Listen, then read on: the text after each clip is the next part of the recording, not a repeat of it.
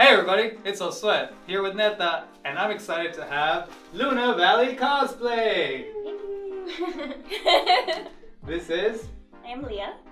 I'm Victoria. I'm Mimi. I'm Jessica. I'm Eva. And we're here to talk to you about the CreArte Comic Book Expo happening in Brownsville, March 24th to the 31st. And so, I hear y'all are having an event at this CreArte Comic Book Expo. Could y'all tell us a little bit about what the event is and then what y'all are going to be doing? So CreArte, previously Latino Comic Book Expo, yeah.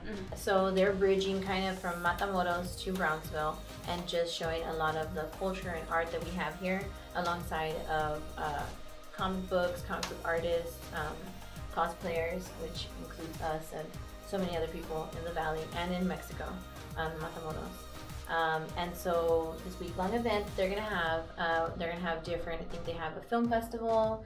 We have well, not we, right? But they have a kind of like a community building, which we are gonna take part in at it's the Brownsville Library, right? I don't remember which one exactly. So there we're gonna do a little workshop. We're gonna have 2 times, but one of the workshops that we're gonna do is kind of just we are influenced, I guess, by one of our friends, Renee and Ruben.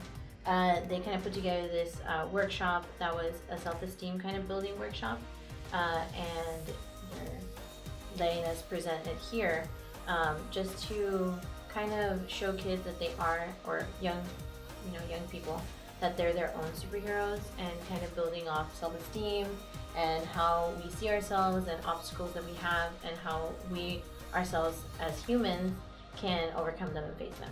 Tell us a little bit about Luna Valley Cosplay, when y'all started, what y'all are doing now. I know that y'all are one of the girl-only groups, women-only groups in the Rio Grande Valley.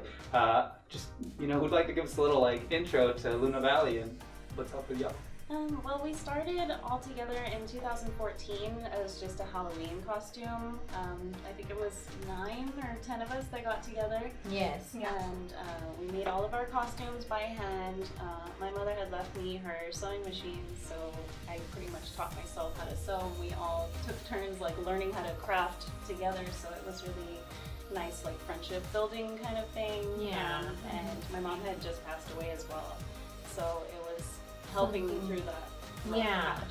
So kind of just spending time together. We made it. I think Mimi one time said it recently that it was when we were actually realizing the separation between chosen family and you're born in family, right? But as you get older, you kind of realize.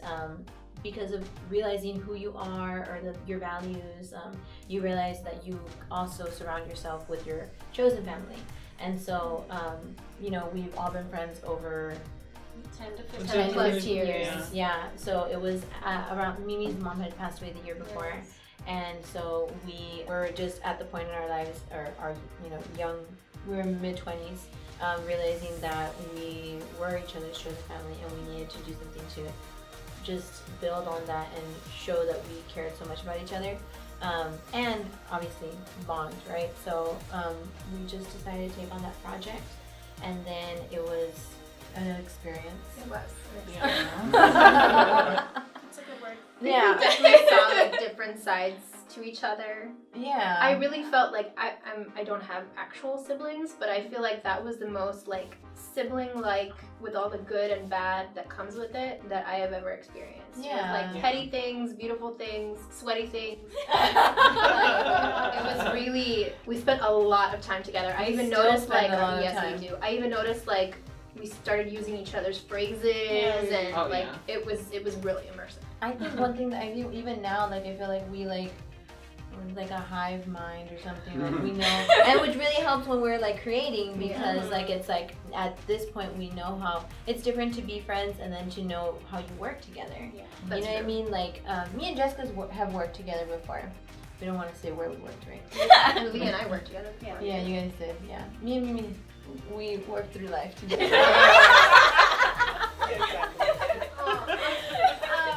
And then so it's different working together as a group, and I don't know if this is why, but I think that's why it's a lot different to make a group, because when you're a cosplayer solo, you are just, on your own. You know what you're making. You are creating it and visualizing it and sculpting it into reality. But when you're 5 people with 5 different visions, 5 different ways to sculpt it into life, number one, it's a really, I feel like, a good thing, because we have different versions and then we find the best one. And then I think that sisterhood that we have, like, really, like, I feel like we're sisters, makes us be like, okay, we're able to filter and be like, hey, you know what, Jessica's version makes sense. Let's do it this way. Well, it's awesome that you all found each other through cosplay, right? Yeah, You talk about chosen family, you talk about supporting each other, and you talk about being there, and empowering each other. Yes, definitely. And is that something that you all find within the cosplay, other than hanging out with each other and obviously empowering each other as friends, but in the actually becoming a character, or what do you all think about that in cosplays for all of them? Yeah, definitely within the cosplay community, you see a lot of empowering. You will easily walk into like a cosplay alley at a con, or even maybe a smaller event, and you'll see people like interacting. How did you do that? Like, oh my god, that looks so awesome. And can I take a picture with you? Like, 2 completely different characters, and you're taking a picture together because you can admire each other's work. So yeah, that's definitely something we found within the cosplay community. We found it within ourselves, but also once we started going to conventions, we realized that it's definitely a community we wanted to be a part of. Cool. Yeah, even in characters, I think, obviously everybody like relates to a certain person, like a certain thing, like you find your your struggle and stuff. And I think that one way that we do cosplay is that we'll take turns, like picking like a show or like a whatever, right, an anime fandom, and I think because we know each other so well now, like we're able to say, hey, like this character reminds me of you in this way, like check them out, like, you know what I mean? We also introduce each other to new things, and it's like, hey, I do feel like I relate to that person, like thank you, like I want to dress up like them, I want to be them, like so that's a different kind of way where I think they do, the characters who we pick, I think we find like a person, like ourselves through them, and how we can relate. That's awesome. And I know that your signature look would be the Sailor Moon. Sailor Scouts. Sailor Scouts, there you go. Yeah. So can you all go through and who's Sailor Moon, Venus? Let's go back. So I'll start. I'm Sailor Jupiter. I really love that character. I always have. We're all 90s babies. Yeah. Or close enough. And some of us grew up watching it, some of us didn't, but I think we all find the characters empowering and we admire them. And I always loved Sailor Jupiter because I was actually not the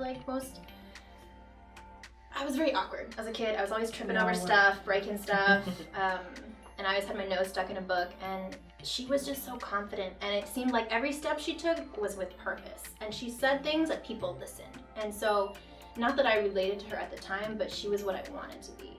So now growing up and like putting on, and we've all talked about this, like putting on my Sailor Scout gear, I feel like this transformation, really, where it's like where I feel like I am a little less clumsy. I feel like maybe I do have a little more purpose for my words, and especially when I see like other people cosplaying her, or little kids or something, like, oh, Sailor Jupiter, I'm like, yeah. So it's like I really love it.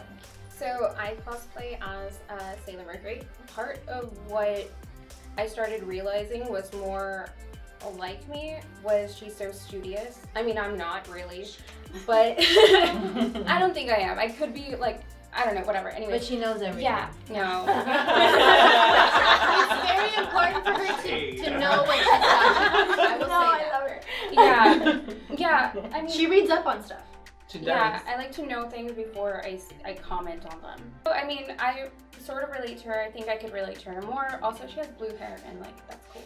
Yeah. I have blue hair. When for we were small people. we were like picking the characters, right? We're like, well, who can everyone be? And we asked Jess, and I she was at work at the library. Yeah. Yeah, what do you do for a job? I don't know. I don't know, but I just want to be the blue one. And we were like, that works out. Okay. Awesome. So I cosplay as Sailor Venus, And I mean, I don't even know, I could go on and on about Sailor Venus, but overall, I really enjoy the way that she takes a sort of backseat leadership role, and kind of just always comes through for her friends. That's the kind of person that I hope to be every day.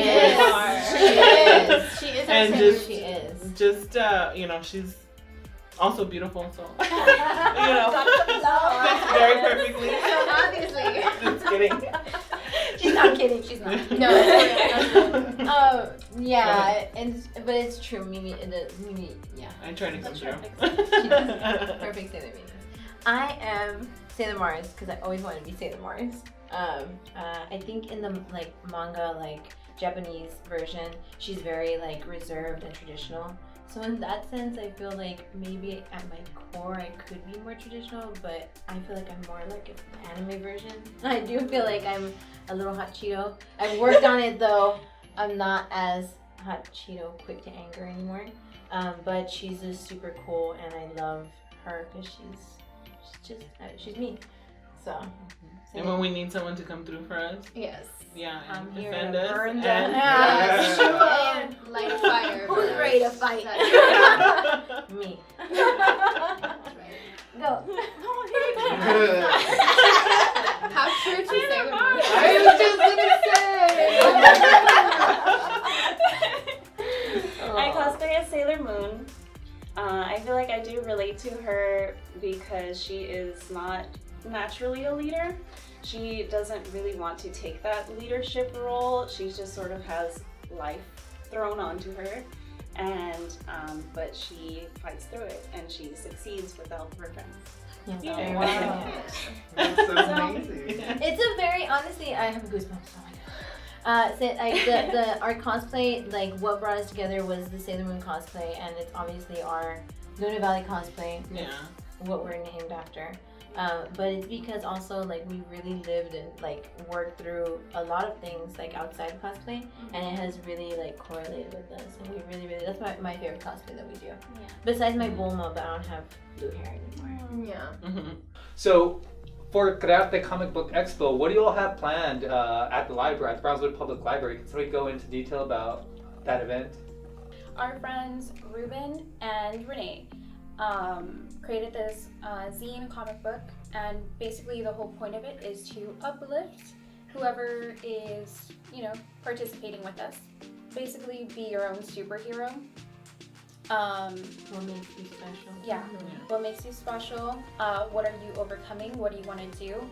Maybe what are you advocating for? So, what is it that you feel a passion for, and maybe want to change through that superpower that you're giving yourself? I think it's really important because like right now we see like what's it called? Pop culture is so Prevalent. Thank you. Prevalent, and like, you know, everywhere you look you see a new superhero, and I think we're working towards, at least you can see that there's more diversity, and seeing yourself. When we were growing up, I like loved Spider-Man, still love Spider-Man, have a tattoo of Spider-Man. That was my superhero, and but he was a cis male, you know what I mean? And so where can I find myself? You know what I mean? And so I think this is really important, especially now that we see the diversity. We just, you know, have gotten different, you know, movies, Black Panther. Right? So I think it's so important for us to realize that we are our own, or at least put that into the minds of the kids, that they are their own superhero, and that superhero doesn't have to look how we see in the comics all the time. It can be in the mirror. You are your superhero. That's like just so important. It is so important. I think kids need to hear that. I think what you mentioned about movies, I think it's coming out, but there's more that can be done, especially at the ground level, you know, where kids can actually see superheroes like y'all. And, yeah, I think, I'm sorry, I'm gonna also say that's like, for me personally, I feel like sometimes like, I grew up, you know, plus size little girl, still plus size little girl. I'm still, you know, a plus size cosplayer. That's another thing that like sometimes people, you see that there's only one way to cosplay, and it has to be this way, and this is all like, you know, a version of what you should look like. And it's like, no, it's not. Like if you see me as the way I am, confident and strong, as Sailor, like Mars, as Bulma, as like, you know, any Wonder Woman, like, you know what I mean? Like, it's because I can be this, like, you can be this too. And I think that's super important too for everyone to see it, you know what I mean? And it's very easy also to get discouraged with what people like to say online. There's a lot of Haters. bullies on the internet and just people that just want to be hateful just for the fun of it. And it is very easy to give in to that negative feeling and just say like, well, I guess I can't cosplay this character because I'm to this, I'm to that, and I'm not I don't this. fit I'm not this enough of character. this. And I've experienced in the cosplay community that for every negative thing that somebody says, there's 100 other positive Yeah. things. Definitely. Yeah. And people to tell that person to shush too. Yeah. People Yeah. like, Are you incorrect. correct? Like if somebody says, well, you're too fat to be this, I will get on the keyboard too and You better be quiet right now. Yeah. Do not bully my friends. Burn you. And we'll like hold their face up and like, block this person. Oh, my This person is not good. No, that's awesome. I mean, because you know that's what those people are there to do. But it does take a superhero, either online or in real life, to like be like, nah, we're not doing that, and to expand the notion of what quote unquote a superhero is. And so Exactly, yeah. We do that in cons too. We always tell everyone, if you're at a con, and we've had people message us too, if you're at a con and you don't feel safe, if you're at a con and like you don't feel like you have enough friends, come find our table. If We'll have be a your table. friend. When We'll we be have your it. friend. Thank you so much, Luna Valley Cosplay, for being here with us and to talk a little bit about the CreArte Comic Book Expo coming to Brownsville March 24th through the 31st. Catch them at the Brownsville Public Library on Tuesday the 25th. Thank you all for being here, and I can't wait to see you all cosplay at the Comic Book Expo. Thank you. Thank you.